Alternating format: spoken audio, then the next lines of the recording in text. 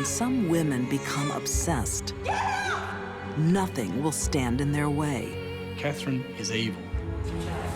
What happens when you fall in love with a serial killer? Human life meant nothing to these two people. Two schoolgirls are consumed by a friendship. They will kill to protect. She killed her mother because she wanted to and got her friend to go along with it. And one woman's compulsion drives her to the unthinkable. Here's a woman so desperate to cover up a lie that she's willing to cut another woman and rip that baby out of her womb. These deadly women are savagely single-minded, ready to murder for their fatal obsession.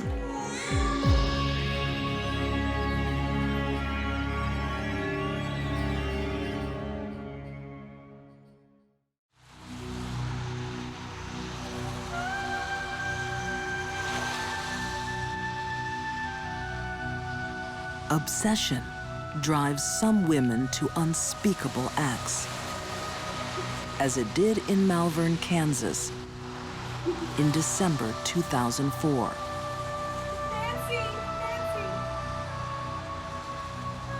36-year-old Lisa Montgomery arrives home with a new baby. Her husband, Kevin, is thrilled. Oh my God. Hey, Lisa, she has your nose, don't you think, Nancy? Yeah. But there's something wrong with this happy family picture.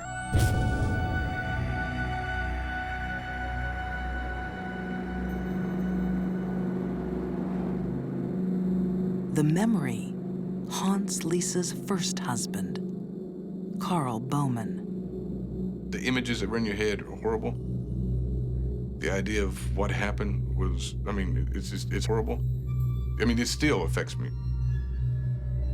And I was allowed to see evidence and pictures and stuff, and it was, yeah, it's terrible.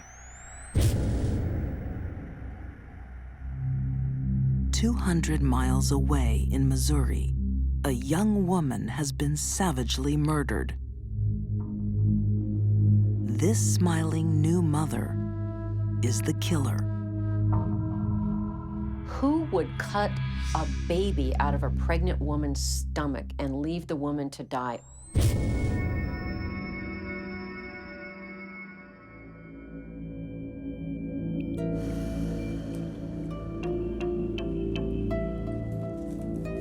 A few months earlier,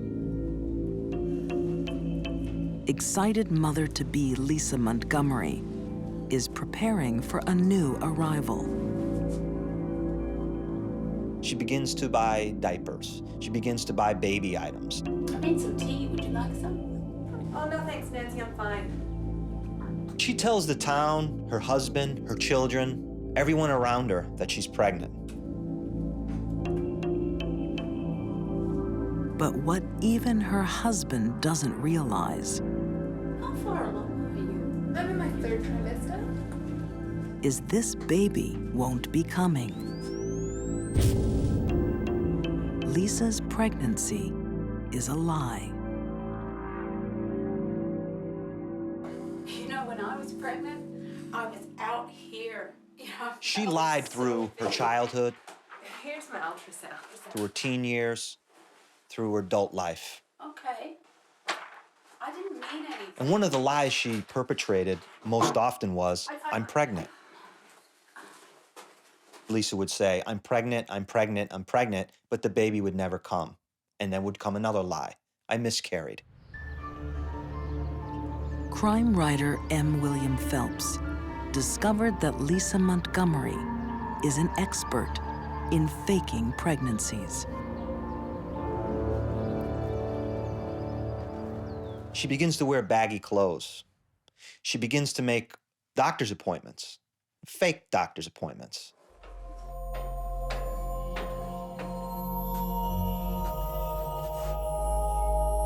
She begins to swallow air when she's around people to extend her stomach. She asks people, "Feel my stomach," and tightens it up. It's nice and hard. She begins to do all these things, knowing that when the 9th month comes, she's not going to have a baby.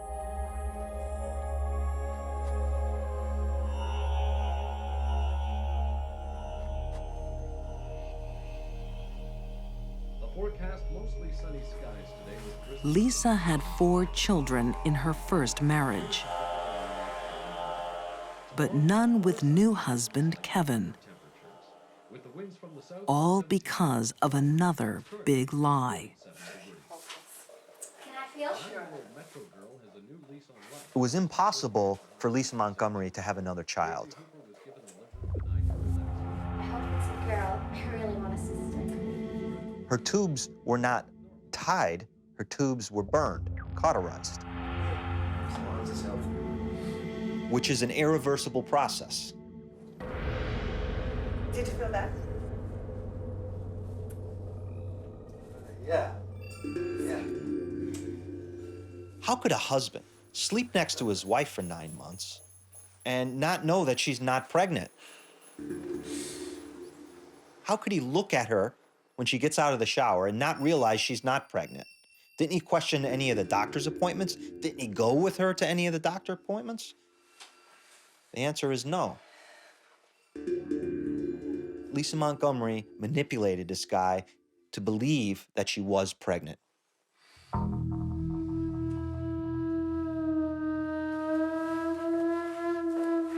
After her due date, Lisa's lies will be exposed to the world. But she has a plan. When she befriends Bobby Joe Stinnett online, a terrible idea takes hold. The one thing she notices about Bobby Joe is that Bobby Joe is pregnant. I think she looked at it as Bobby Joe would be in an incubator.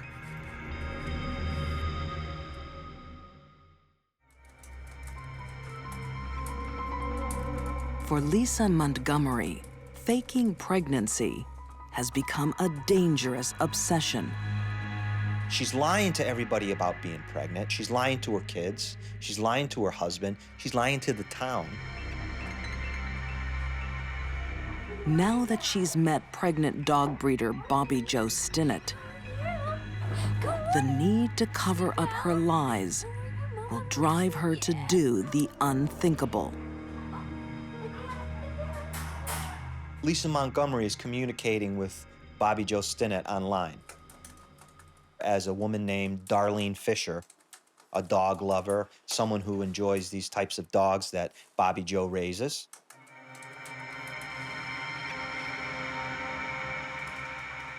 Darlene Fisher, AKA Lisa Montgomery, makes a date with Bobby Joe to look at some puppies.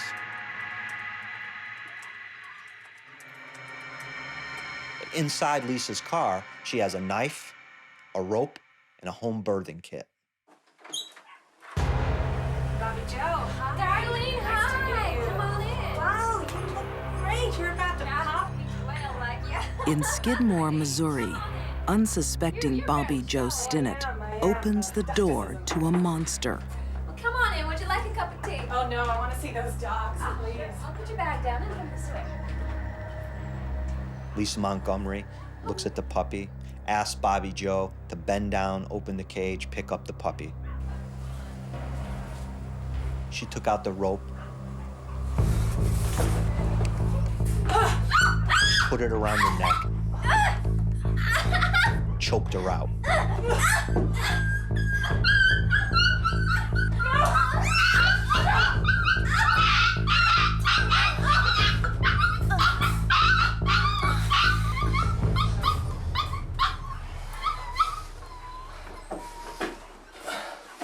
Lisa is ready to steal Bobby Joe's baby.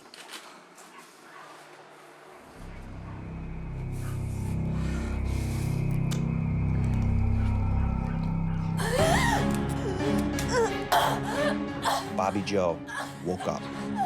She was just knocked out. Not only is she struggling to keep herself alive, but now she's fighting for her baby. Bobby Joe dies a violent death.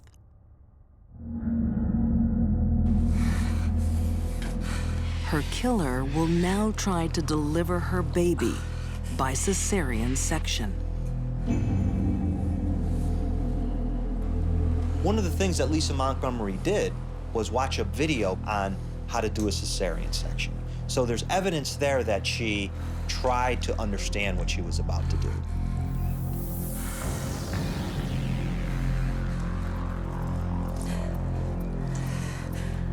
In order for this child to survive after the amateur cesarean section, the child would have had to have been at the end of the 8th month or the beginning of the 9th month.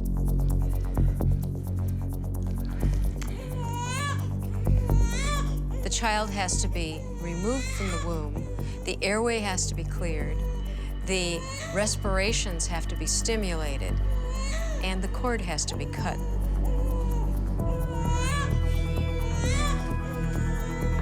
The 4-time mother knew just what to do.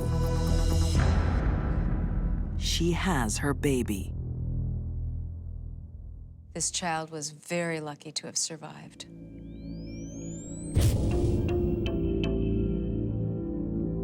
What seems like an act of madness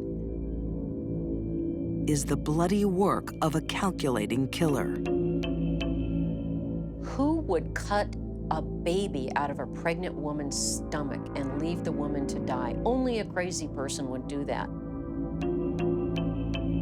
However, in this case, this crime was premeditated and well planned.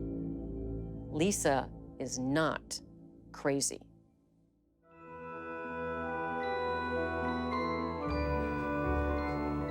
Lisa's crime has been building since her childhood. She began to become an expert at lying. Pathological lying, sure, but more so lying to people in order to, get them to do the things she wanted done. But those lies would backfire. Lisa Montgomery's claim is that one of her stepfathers sexually abused her. She complained about being sexually abused, but no one would listen to her. Nobody believed her.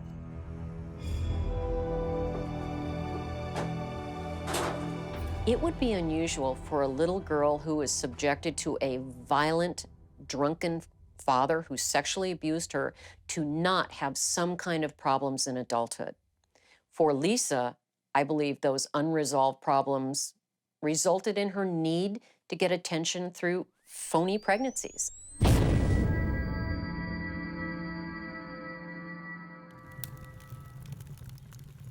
One of the first to the crime scene is Sheriff Ben Espy.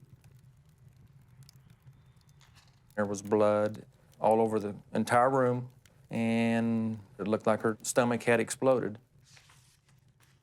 The paramedic hollered at me and said, "You need to get in here. Here is the umbilical cord. It has been cut.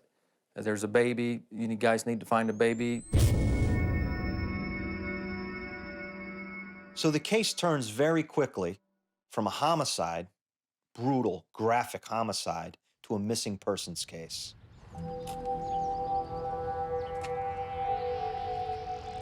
The hunt is on for the missing newborn.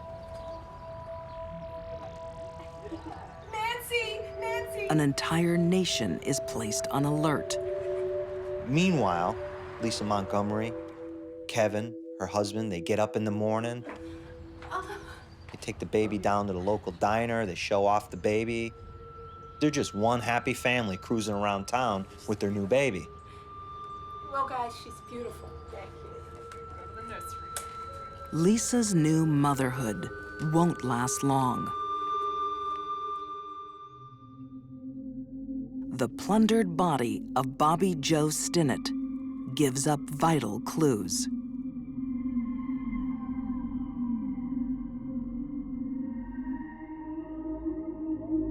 There was some hair in Bobby Joe's hand, clenched in her fist. And that hair was taken and kept for DNA evidence, which did end up being Lisa Montgomery's hair.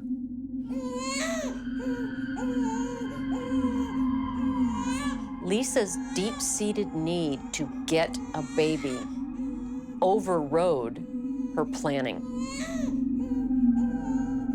She planned out how to get the baby. She did not plan out how to get away with the crime. Lisa Montgomery is found guilty of murder and sentenced to death. She is one of only 3 women on death row.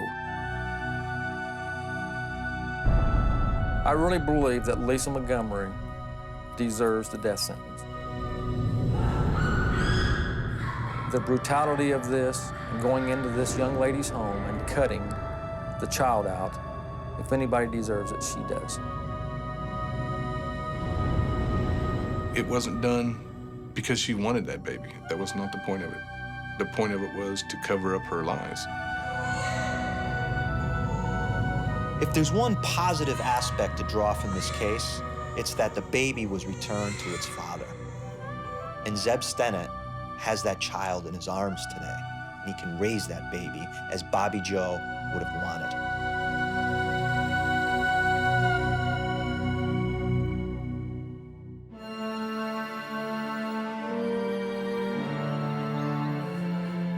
Youth is a time when passion can run dangerously wild. The desires and fantasies of a person, especially a young person, can take on an obsessional nature. Christchurch, New Zealand. Pauline, I just can't stop thinking about you. I just imagine that you're my princess. 15-year-old Juliet Hume writes feverishly to her best friend. Across town, Pauline Parker, 16, desperately awaits her letter. These young girls are caught in a fatal obsession.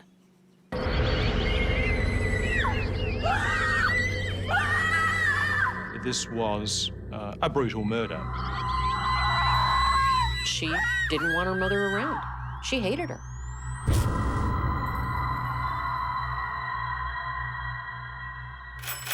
Coming! It's the early 1950s. Juliet Hume is overjoyed to see her closest friend, Pauline Parker. She found in Pauline an intensely close friend, and they did form a very close friendship almost straight away. She said to her mother, "Mother, I have found someone who has got just as strong a will as I have."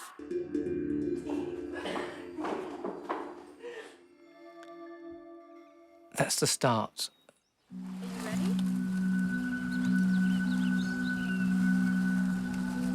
The pair share a passion for art and literature.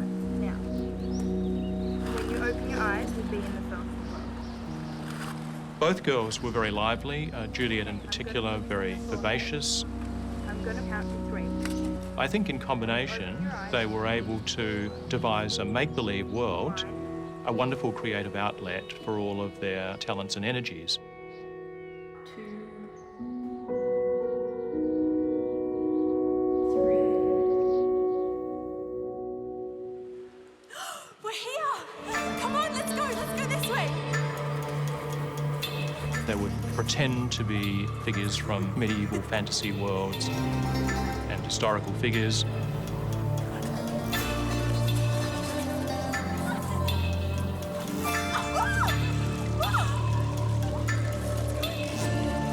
It appears that in Juliet's case, she had an excessive and extreme fantasy life and appeared to be bad at assessing when to stop.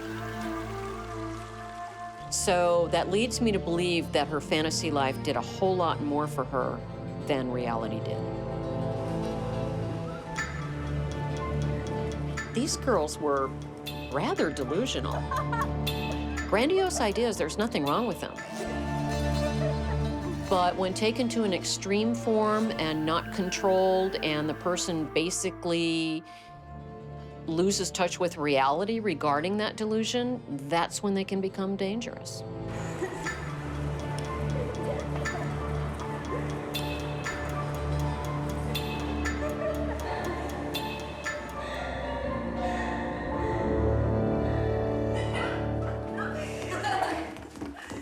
Girls, please, I'm trying to concentrate. Obsessed with their fantasies.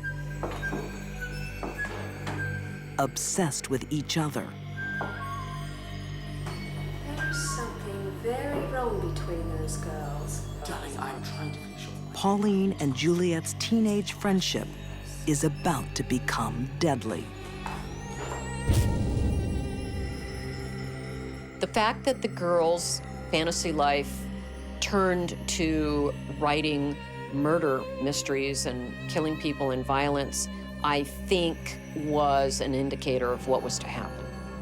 And apparently a fantasy they were willing to kill for.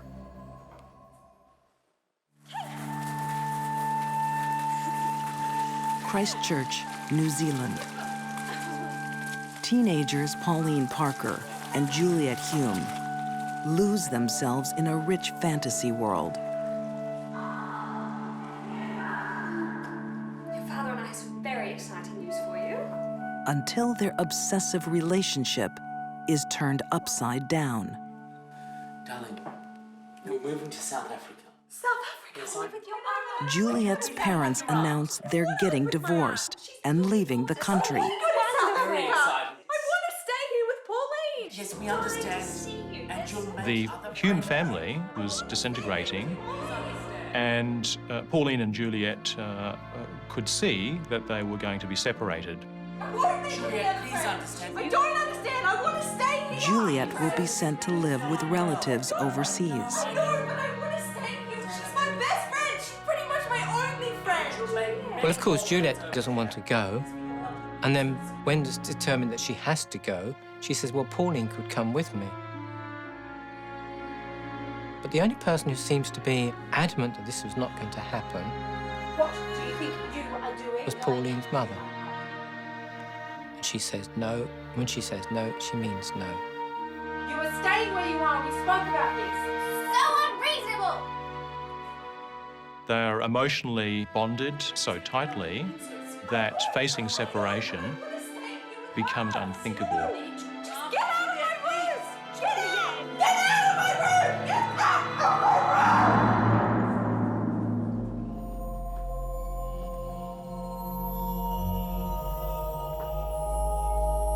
room! Faced with losing her best friend, Pauline makes a chilling decision. It was her mother who became the target of her hatred. Pauline decided that she had to be removed. A diary had been kept, traces all these various thoughts that they have that says what they're going to do as they plot her downfall. I don't think Pauline had an attachment to her mother. This was a smart girl. Part of her had to believe, or certainly consider the fact that killing her mother wasn't going to result in her being able to live out her dream. She killed her mother because she wanted to, and got her friend to go along with it.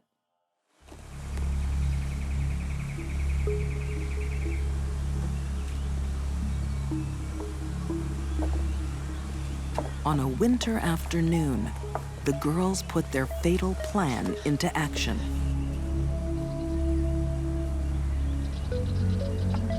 They invited Pauline's mother to Victoria Park.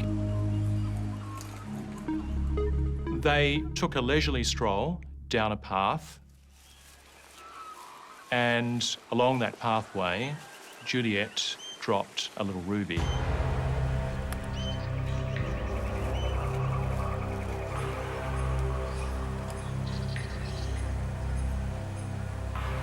Juliet went on ahead When Pauline came walking along with her mother, Pauline said, "Oh, look, Mother, look at those lovely pink pebbles down there." Seems to be it's a bauble of some form. Pauline pulled a half brick in a stocking out of her bag and began to bludgeon Honora about the head. It seems to be. Ah! Ah! Very good.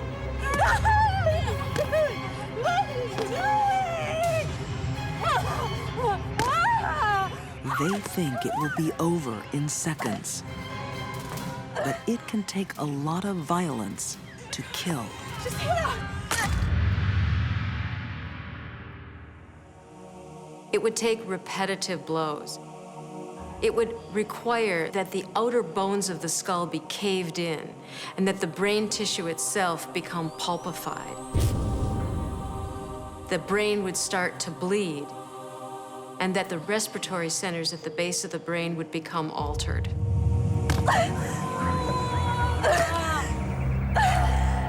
Pauline and Juliet reported that once they started the battering and the assault, they couldn't stop. I think she's dead. Come on, let's go. They were afraid to go on, but they were more afraid to stop. Later on, it was found there were 45 wounds.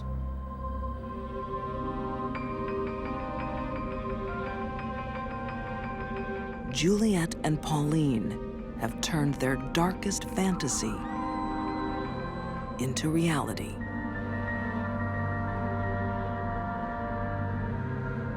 The children went screaming, covered in blood, saying, "Mother has fallen down and banged her head."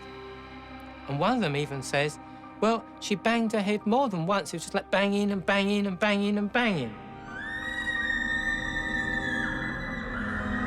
But their tale about a tragic accident isn't convincing.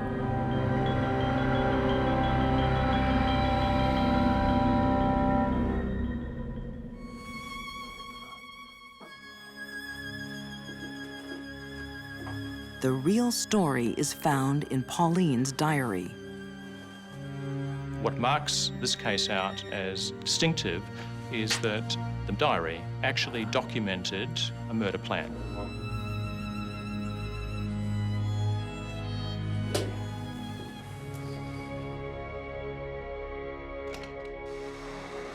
Pauline and Juliet are found guilty of murder. Too young for the death penalty, they spend 5 years in prison. Freedom comes with one condition. They must never contact each other again.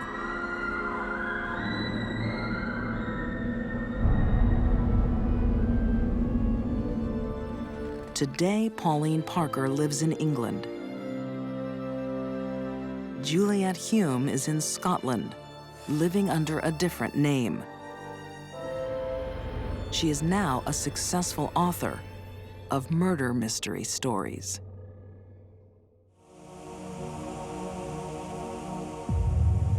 For some women, a fatal obsession becomes one man. A man they will kill to keep. It happened in the city of Perth, Western Australia, in 1986. Human life meant nothing to these two people.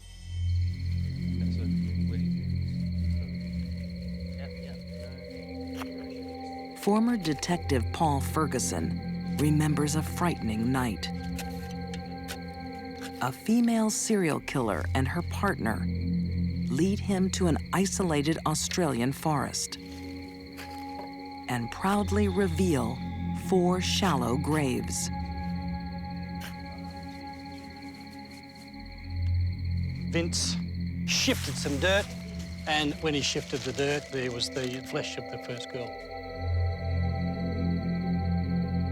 One disturbing moment stands out in his memory. She pointed to the gravesite and then spat on the gravesite. Disgusted. Absolutely disgusted. Few will forget an encounter with the killer Catherine Burney.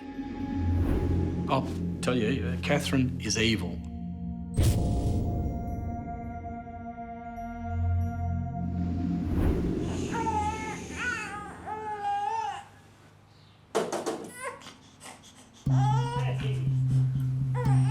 Several months earlier, 35-year-old Catherine is living a normal life as a wife and mother. But ex-lover David Burney wants to rekindle their romance. She'd been seeing Bernie while she was still married, and after 12 years, she took off with him, and that's when David Burney led her down the path of homicide. Come on, let's go and have some fun. Catherine suffers from dependent personality disorder. It leaves her helplessly obsessed with a dangerous man. She believed that women were put on this earth to service and provide for men.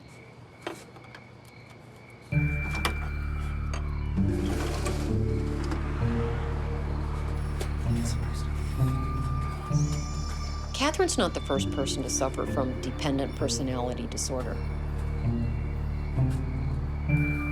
The vast majority of people that do don't go on to become killers. A psychiatrist told the court that he believed that it was the worst case of personality dependence he had ever seen in his life.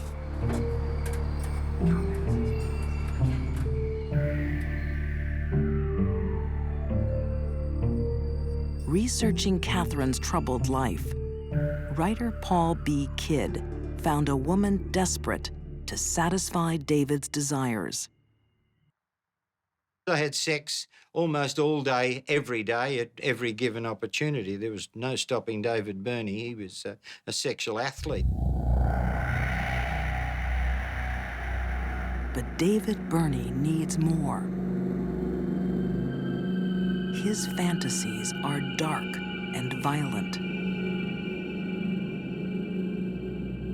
Catherine would do anything David wanted. She didn't want to risk anything to displeasure him or lose him. And if his appetite extended to sex with other women, even captive sex slaves, that was fine with her.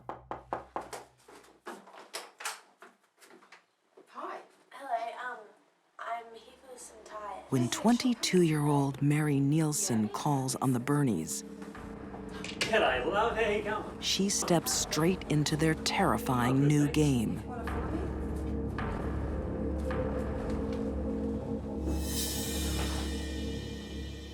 The young lady was dragged in at knife point, where she was chained and gagged and tied to the bed.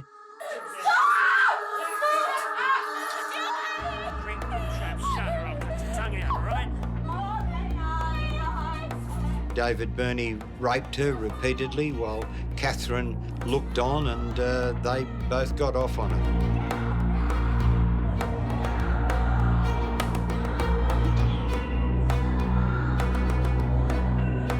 Catherine must have known then that the young lady, having seen their faces, the atrocities that had been committed to her, that she'd have to die. A pair of them made love on the strength of it.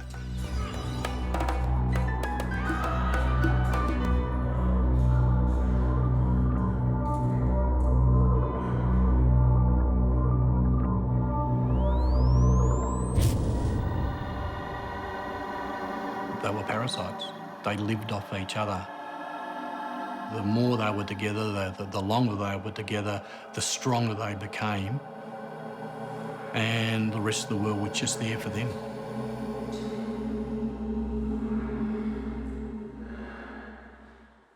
Their next victim was a 15-year-old hitchhiker. The girl had no hesitation into getting into the car with a man and a woman.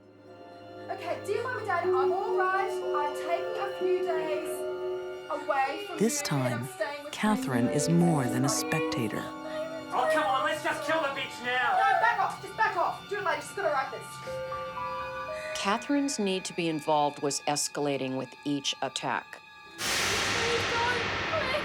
There probably was a component where she was being sexually stimulated also.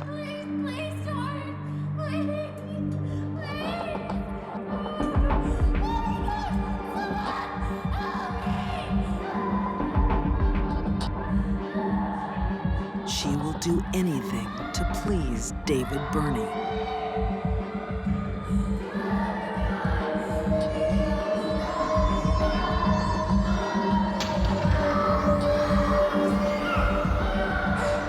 To prove her love to David Burney, she offered to murder the girl. David said, "I'd love to watch you murder her." So she did. Catherine's fatal obsession will take her to the darkest parts of her lover's mind.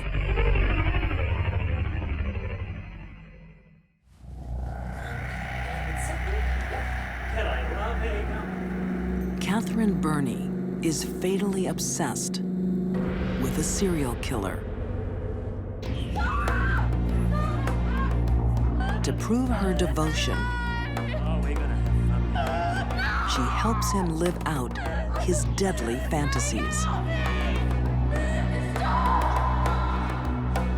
She wanted to please him, but knowing that David was being turned on by this activity also, I think, stirred up a jealousy in her, and that's why she had no trouble destroying these women also.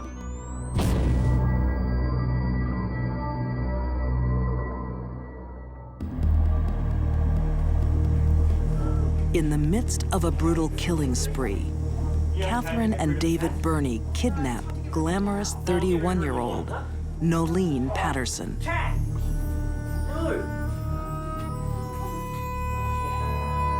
Catherine knew immediately this one was going to be a problem. She was different. She was everything that Catherine wasn't. She had class. Yeah, no, we'll get rid of her in the morning, huh? No, David, now. No. David did not want to kill her. Kept her alive for 3 days, kept putting it off. And this brought up intense feelings of jealousy. David, look at me! Look at me! What? You get rid of her tonight. It's either me or it's her. No. Catherine Burney was seething, absolutely seething with rage. Okay. We'll Get off the bed, David! Get off the bed! Okay. I'm off the bed, okay? I want it dead. I don't want to have People that suffer from dependent personality disorder don't have a sense of self really at all. Promise you. We'll get rid of it tonight. They develop a feeling, a belief, they cannot live without the other person. And if that other person were to leave them, they themselves would die. Put the knife in my hand. I'll kill her now, eh? Long after they dispose of Nolene, Catherine's bitter jealousy lingers. Sorry. I love Kath. Kathy never mentioned Nolene Patterson's name once, just referred to her as the bitch.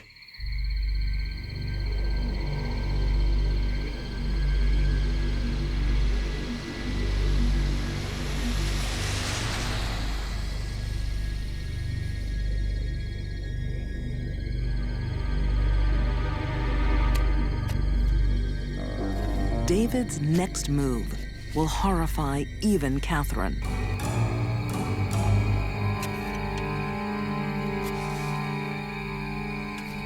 As they bury victim number 4, 21-year-old Denise Brown, they discover that she is still alive.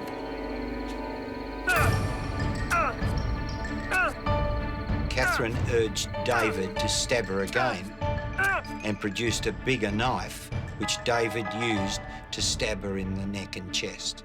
No.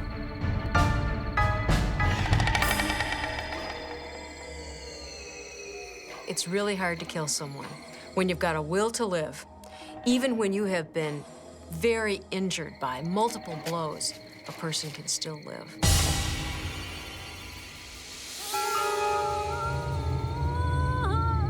As they covered her over, she sat bolt upright. She wasn't dead at all. When she sat up in the grave, she was responding to sand being placed over her mouth or nose, obstructing her respirations. The most basic drive is to breathe. And even when your level of consciousness is altered, if there is sudden obstruction, you're going to do whatever you can to preserve your airway.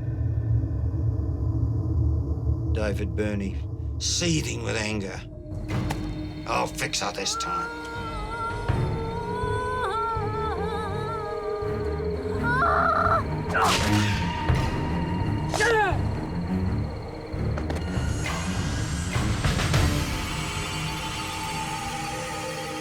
His savagery shakes even Catherine's devotion. Catherine became, I think, frightened and repulsed by David crushing the skull of a victim. Catherine started having doubts that she could go on with the killing.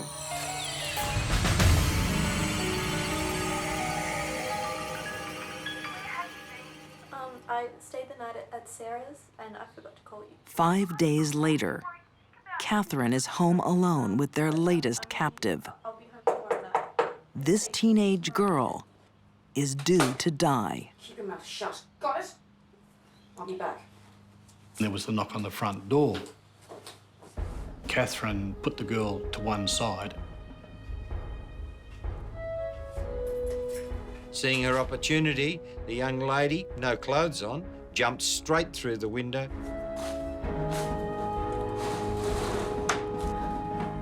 Did Catherine Burney leave the bedroom window open on purpose? We'll never know. Was the axe murder too much for her? Was it her way of saying, I've had enough? This is the end of this.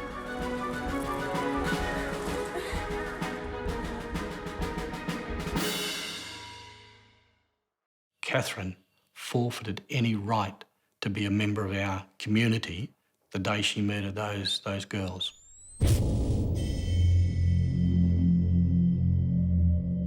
Catherine and David Burney are found guilty of murder and sentenced to life in prison, never to see each other again. In the courtroom, Catherine leaned forward and stroked the back of his hand, an act of devotion, caring, empathy, love. For most people, for me, what it represented was, don't forget me.